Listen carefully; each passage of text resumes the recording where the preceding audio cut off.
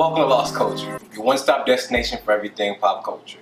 My name's Asin, and today we're going to do a review and a recap for Atlanta Season 1, Episode 7. So this episode is pretty funny. We start off, it's only Paperboy. This whole episode is Paperboy-centric. Last week we had a B.A.N-centric episode, so this week we got a Paperboy one.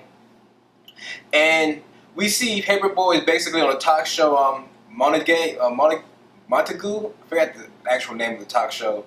The silly part is, the initial Dodge commercial, I didn't even realize it was like a spoof commercial at first. I wasn't really paying attention. I thought it was a commercial.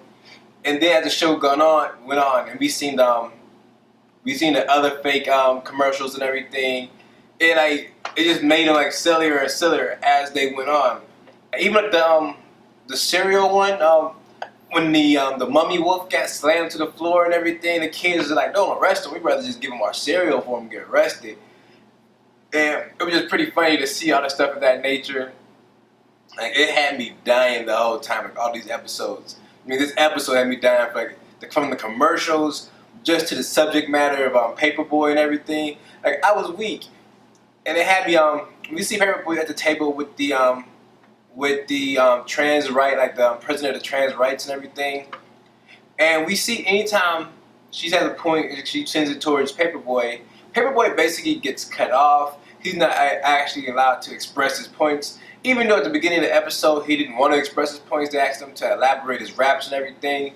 And he basically didn't want to. He just, blah, blah, blah. And when you see further in the episode, he's like, I don't really care think about what I'm writing. I just write it just so I can get paid. And he's like, only reason I'm here is so I can get paid.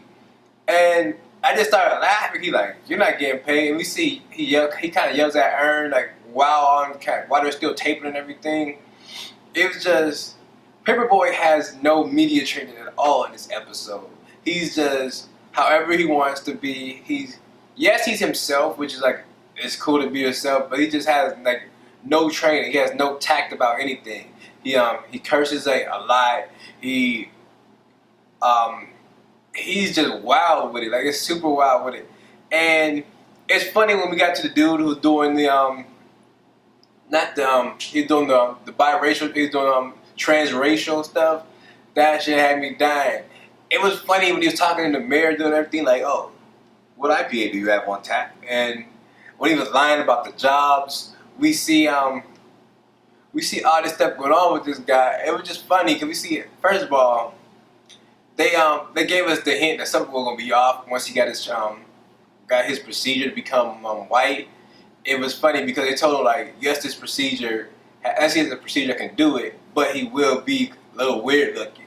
And they were not lying because as soon as we see him again for his transracial stuff, we see that he has the blonde wig on, and he's still black. He's still black. He just has a new grade of hair, which is silly as hell. And we see Paperboy just takes off on him. We're call it the Dragon Ball Z Felon Dolores, Draco. We call him Drake Malfoy. All this stuff was going on. This shit had me dying. He said he went Super Saiyan. When he told me he went Super Saiyan, that had me so weak. But for this episode, it was just going towards the hypocrisy of, not hypocrisy, just the content of rap music towards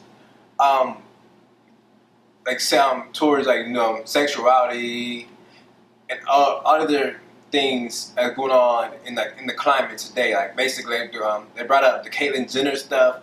We see when he made the rap line, "I make her switch sides," Caitlyn Jenner in reverse.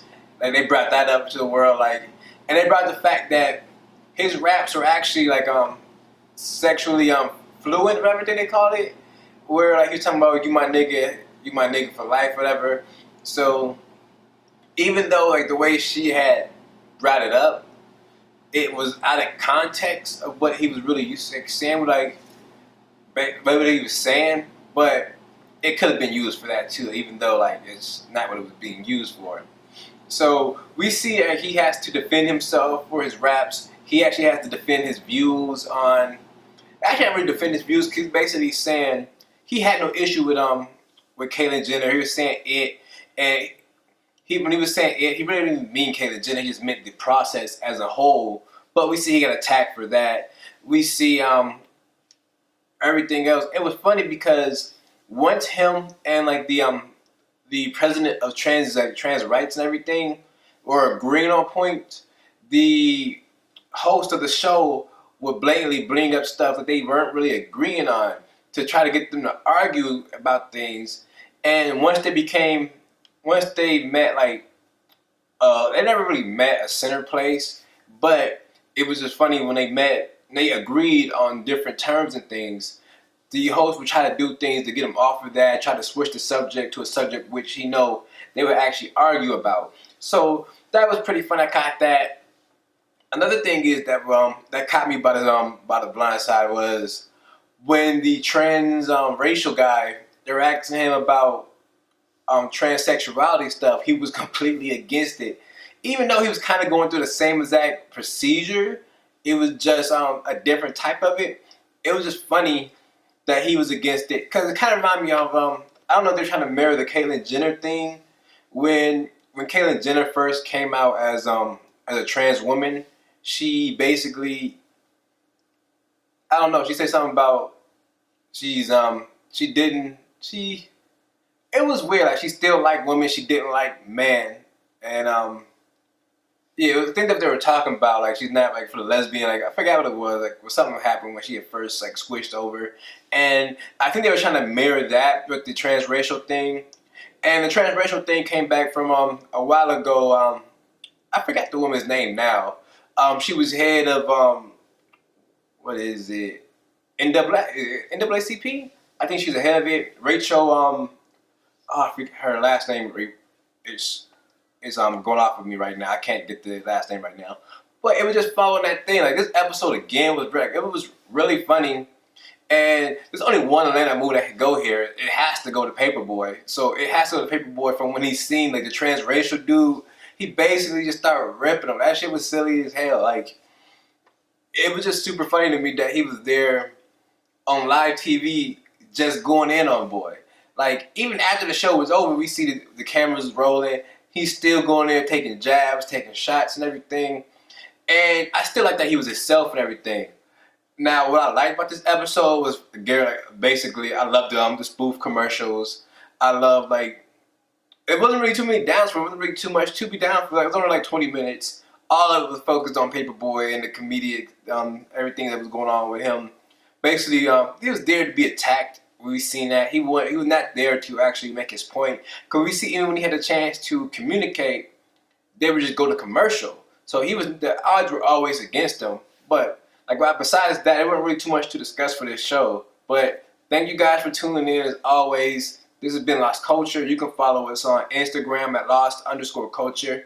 Follow us on Twitter at Lost_CultTV. Or you can follow me on Instagram at Saint_Aston. And as always, stay lost. She's telling B.A.N all about these expensive places she should go. Especially we see that we let Kara take